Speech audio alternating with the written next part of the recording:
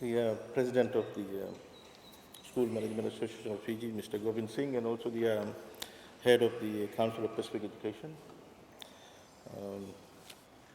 the Secretary of Mr. Saddev, board members, distinguished members present here today, Mr. Arya, and veteran politician, Mr. Dutt,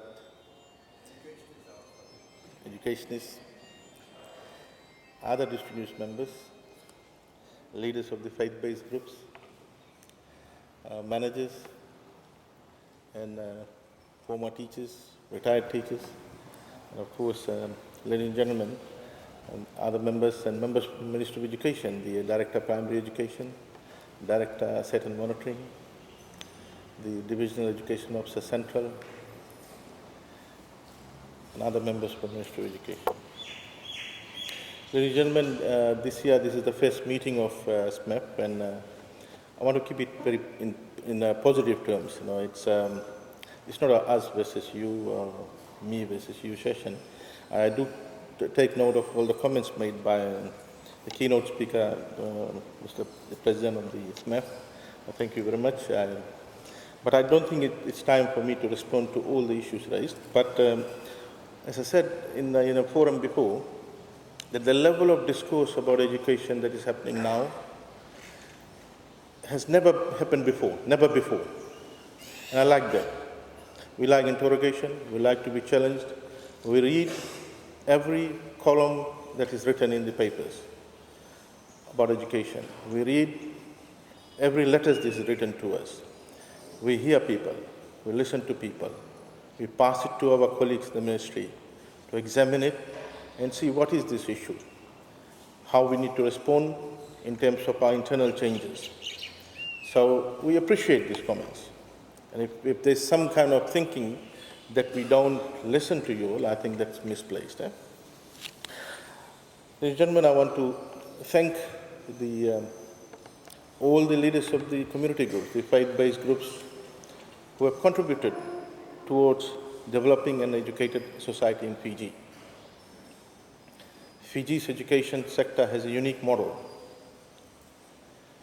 Almost all the schools, except for 12, are non-government schools, are run by faith-based groups or committees, the public.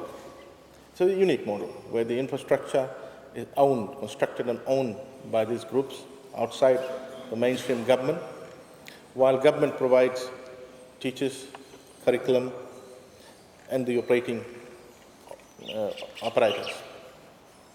Ladies and gentlemen, our forefathers, who were not very qualified, but very educated, had a vision for education and realized and accepted the importance of education and how education could play a very important role in meeting people's aspirations, dreams, and delivering a prosperous, stable, and developing Fiji. Hence, at that particular era, they decided to sacrifice their personal time, resources, and finance to contribute towards construction and establishment of schools throughout Fiji. To the extent that one faith-based group even established the first ever university in Fiji, which later closed after 1 year when the University of the South Pacific was established. Ladies and gentlemen, we should not forget about history, but we must learn from history. We may not be able to change the past. We can't change the past. We can change the course of future. Today, this partnership between the ministry, government, and faith-based groups and the public is continuing. There are some issues raised by the President, and this needs to be worked on, needs to be improved, and we are working on it. The community-run schools, the faith-based run schools, have had a model of operation. However, over time, this model of operation needs to change as we confront issues. Contemporary Fiji is providing different kinds of challenges to the stakeholders, in particular our students. And therefore, the management has to rise up in terms of dealing with these challenges. The management is also confronted with a new breed of teachers, which is very different from the older generation of teachers in terms of the wisdom, in terms of how they used to see their core business. Hence, management has to play a very important role in also assisting the ministry in terms of pointing out with regard to the inefficiencies or gaps that they find or see in their school with respect to delivery and leadership in the schools. Ladies and gentlemen, I've often said that while the ministry can do enormous amount of support policy making, but the delivery in terms of education will only be possible to the level that we expect if our school heads play their role. One person, the head of school, the head teacher or the principal, can determine the entire state of the learning environment in the school system. As I said, the breed of teachers that we have now is very different from the breed of teachers that we had 2-3 decades ago. Hence, we need a lot of support in terms of how management could assist them as well as assist us by letting us know where gaps are in terms of leadership in the schools. Challenges include teachers' view of the school system, teachers' view about the core business, teachers' role now. There's also challenges that students are facing. 3-4 decades ago, our students were not exposed to social media, the IT revolution that has taken place. 3 and 4 decades ago, we knew who our children were talking to, with whom our children were interacting on a daily basis. Now, it's very different.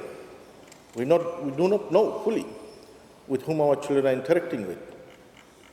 Hence, our children need to be monitored, guided, and supported. Our children are under enormous pressure from IT revolution, social media. We don't know what kind of information they're accessing. We don't know who are talking to them and what kind of information they're giving to their children, which could divert them away from what they're supposed to do in terms of us being able to deliver the education that we want them to have. Hence, management has also have to play an important role in terms of ensuring that the school environment is safe. Just recently, there was an intruder who got into a school and tried to molest a child. I do understand that, you can't have management present in the school compound every time to, guard the place. But the school environment and outside the school environment also needs to be monitored and looked after by all stakeholders, including management. Ladies and gentlemen, we also have issues with regard to planning. The management needs to assist our head teachers in terms of planning. The core role of the management is to assist our head teachers, heads of schools in terms of maintaining the school environment, the infrastructure in particular. I do understand that there was issues raised about the FEG allocation. The primary objective of the FEG is to enhance the students' learning environment. If it requires capital construction, so be it. If it requires basic purchase of operating materials, the FEG will be allowed.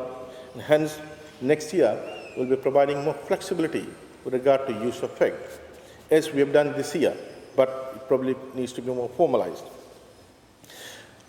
We do understand management's time that is spent in running the school system. Hence, there will be separate allocation made for management as well from next year with regard to the FEG allocation. Ladies and gentlemen, I have alluded to earlier on, the free education grant is meant to enhance the students' learning environment and all those who are involved, the teachers, the management, the children.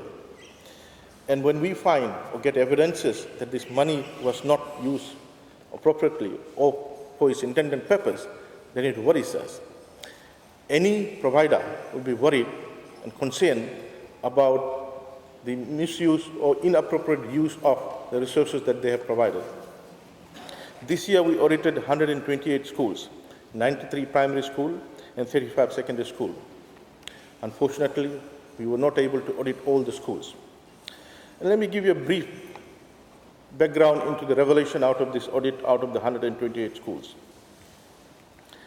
I do note the President, in his speech, raised some concern about that we said that 20% of the schools have abused the grant. That was an understatement. Let me give you the true extent. Out of the 128 schools, assuming this is a representative sample, and we will audit all schools, 77% of them utilize money without any authorization or approval, outside the allocation guideline. 29% did not have a separate account, each school. 36.7% used money from one allocation to the other or a different allocation without any approval from the ministry.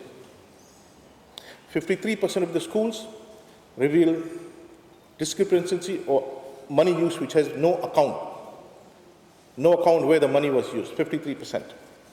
So that was an understatement. Manager, my apologies for that. 7% of the schools made payment to management. 79% of the schools did not have supporting documents for the money utilized. 29% of the schools did not do proper handover from one management to the other. 49% of the schools did not provide 3 quotations as required, as per the finance policy. 10% of the schools have still not provided audit reports. Now, we are now decentralizing the audit process. We have made it more flexible in terms of getting auditors to audit school accounts. Now we are worried about it. We're worried that with that flexibility and leverage, the situation can be much worse. So what we are saying is that to keep the speech in a positive note, we want to work with the management next year. In February, we want to go around running workshops and training for management to help them, assist them in ensuring that they understand what is the intended purpose of the fund. We respect management's contribution in running of the schools, but we want to ensure that the money that government is providing is utilized for the intended purpose. And of course, there will be an allocation, separate allocation for management, so that the management can pick up its expenses while they're assisting the school head in its operations. Ladies and gentlemen, government is stepping up in terms of its contribution to our school system. Never before was education in such an important, took such an important position in government's financial document, the budget. In terms of operating expenditure, the Ministry of Education is getting the largest expenditure. Now, if you take away the one-off expenditure that the Ministry of Infrastructure is getting, then the Ministry of Education is having the largest budget.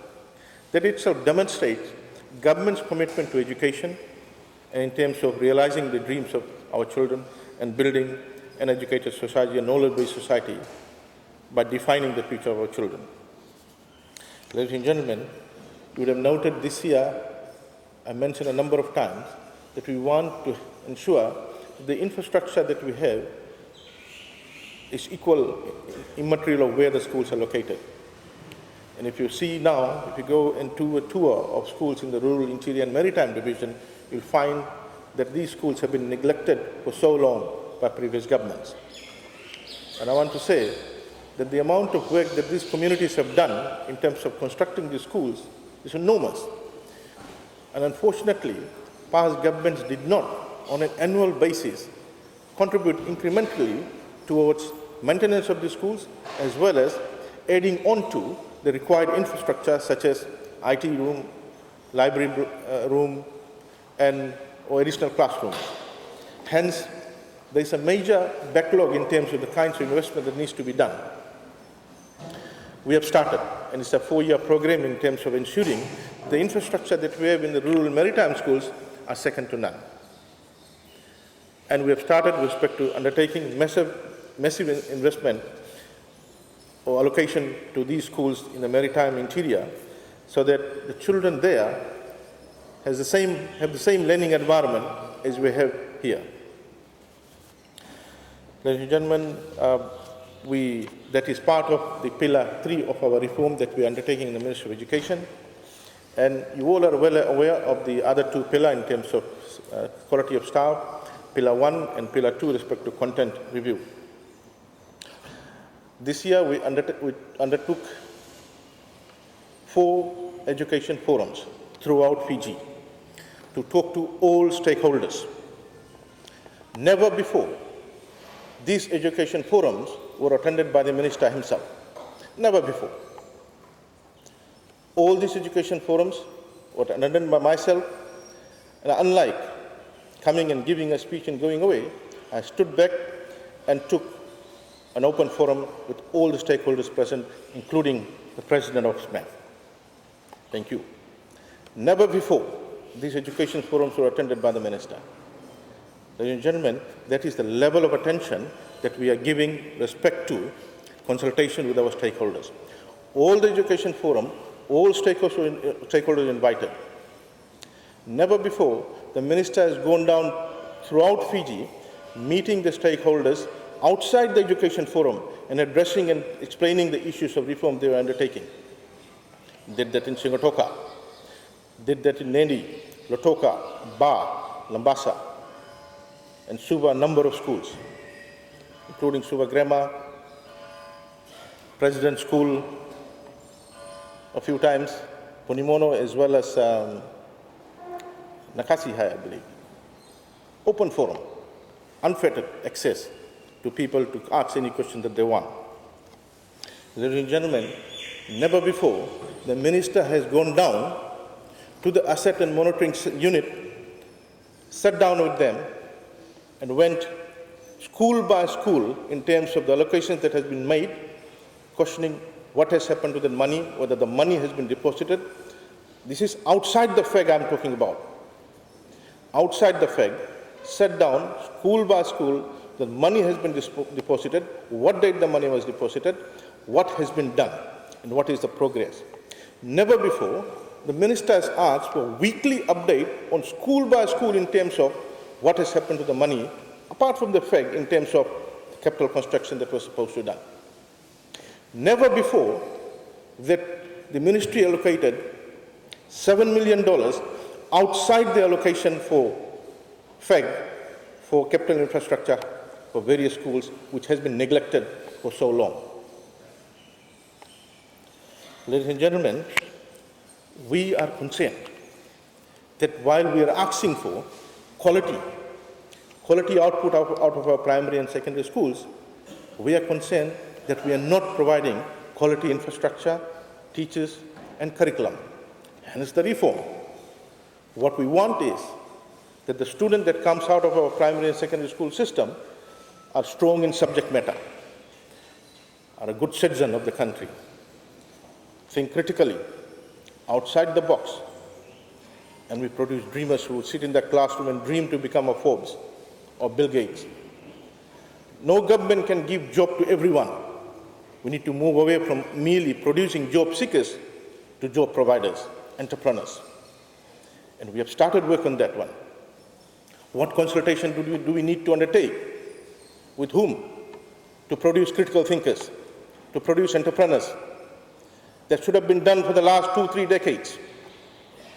What kind of consultation? If someone's light bulb is broken, what kind of consultation needs to be done to go and fix the light bulb? Ladies and gentlemen, we are bleeding. The industry is bleeding. For the last 4 decades, we have taken it for granted that we are producing the kind of product that is relevant and is required. There's no time to sit back, relax, and keep on Talanoa sessions. We need to deliver, and that's what we are doing. We will deliver, but it cannot be delivered overnight. We can't go back and make swimming lessons compulsory without having swimming pool in Tabua. How can you make swimming lessons compulsory without having a swimming pool in Navua? We need to make realistic policies. We're struggling. We need to make realistic policies. Ladies and gentlemen, universities are also falling short in terms of providing quality output. We're working with them as well. We're talking to them. We're showing them the output that they've produced. Industry is questioning now. And before the universities lose their brand name, we need to step in and talk to them.